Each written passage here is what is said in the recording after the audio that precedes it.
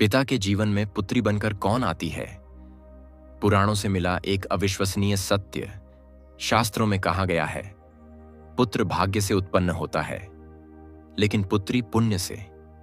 यानी पुत्र भाग्य से तो उत्पन्न हो सकता है, परंतु पुत्री महान पुण्य कर्मों के फल स्वरूप ही उत्पन्न होती है। पर क्या आपने कभी रुककर सोचा है कि आपके घर में बांसुरी बजा रही वो छोटी सी बच्ची आखिर कौन है? वह ऐसा क्यों कर रही है? क्या उसने सच में आपका घर चुना? एक पिता के जीवन में पुत्री मात्र एक संतान नहीं होती, वह एक अलौकिक रहस्य होती है। समाज में यह सर्वमान्य धारणा है कि पुत्री ही आने वाली पीढ़ी की संपत्ति होती है, परंतु पुराण कुछ और ही कहते हैं। पुत्री वह शक्ति है जो पिता के वंश के 7 कुलों को बचा सकती है। आज की इस लंबी और गहन चर्चा में हम एक बेटी के रूप में जानेंगे कि पिता के जीवन में वास्तव में कौन आता है। ऋषियों ने पुत्री को लक्ष्मी से भी अधिक स्थान क्यों दिया?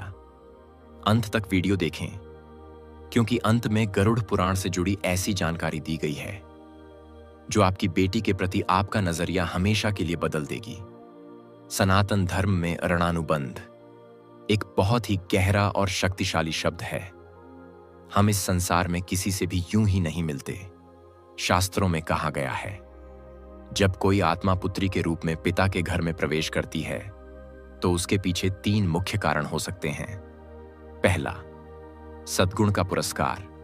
यदि एक पिता पिछले जन्म में बहुत परोपकारी और दयालु थे तो एक पवित्र आत्मा उनकी सेवा करने के लिए बेटी बनकर उनके घर आती है। दूसरा, अपूर्ण प्रेम। कभी कभी पिछले जन्म का कोई प्रियजन जिससे आत्मा का गहरा जुड़ाव होता है, वही बेटी बनकर उस अधूरे प्यार को पूरा करने लौटती है। तीसरा, वंश मोक्ष। पद्म पुराण के अनुसार यदि किसी वंश के पूर्वज मोक्ष की प्रतीक्षा कर रहे हों तो उस वंश में एक आत्मा पुत्री के रूप में आती है जिसका सद्गुण 21 पीढ़ियों को मुक्ति दिला सकता है। हम में से कई लोग सोचते हैं कि बेटी का मतलब खर्चा होता है, लेकिन धर्म ग्रंथ कहते हैं बेटी का आगमन बैंक बैलेंस नहीं बल्कि परिवार के पुण्यों का संतुलन बढ़ाता है। पुत्री की महिमा समझने के लिए हमें हिमालय के राजा और माता पार्वती की कहानी देखनी होगी। हिमालय के राजा पर्वतों के स्वामी थे, लेकिन उनके हृदय में शांति नहीं थी। वे ब्रह्मांड की माता को अपनी पुत्री बनाना चाहते थे।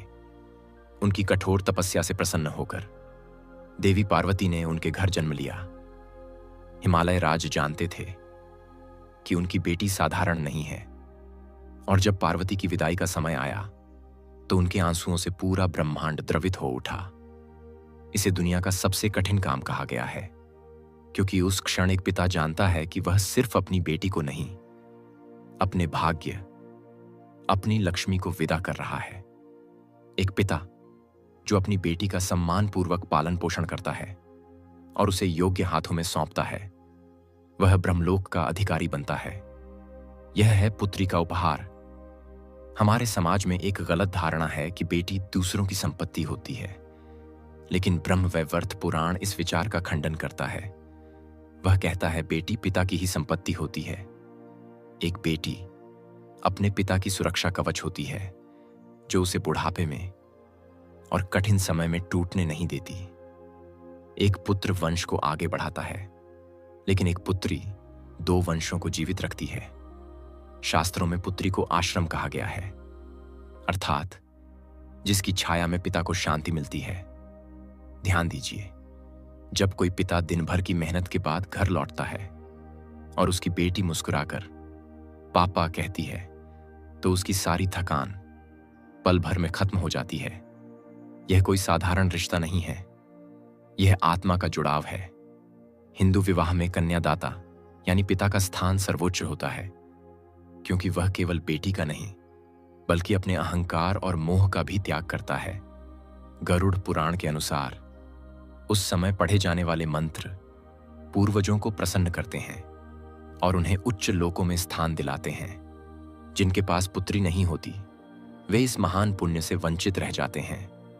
इसलिए पुत्री होना ही सर्वोपरि है। आधुनिक विज्ञान भी मानता है कि पिता और पुत्री का रिश्ता सबसे गहरा होता है। जब पिता अपनी बेटी से प्रेम करता है तो उसके मस्तिष्क में ऑक्सीटोसिन बढ़ता है, जो उसकी खुशी और आयु दोनों को बढ़ाता है।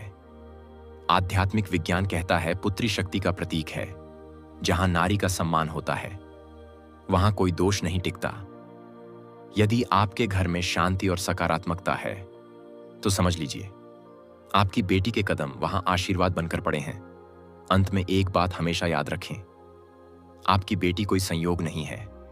वह आपके जीवन में इसलिए आई है क्योंकि ईश्वर को आप पर विश्वास था। जब वह मुस्कुराती है तो समझिए लक्ष्मी प्रसन्न है, और जब वह रोती है तो समझिए कहीं ना कहीं आपसे कुछ छूट रहा है। उसे सिर्फ प्यार मत दीजिए, उसे सम्मान दीजिए, उसे शिक्षित कीजिए, उसे साहसी बनाइए और उसे यह एहसास दिलाइए कि वह आपके जीवन का सबसे बड़ा गौरव है। आप सोचते हैं कि आप उसका पालन पोषण कर रहे हैं, लेकिन सच्चाई यह है वह आपके जीवन को बेहतर बनाने आई है। आपकी बेटियां महज बच्चे नहीं हैं, वे स्वर्ग से आई हुई देवदूत हैं।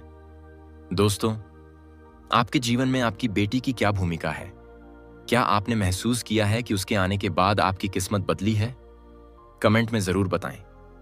वीडियो पसंद आए तो लाइक करें और उन सभी माता पिता के साथ शेयर करें जो अपनी बेटी से सबसे ज्यादा प्यार करते हैं।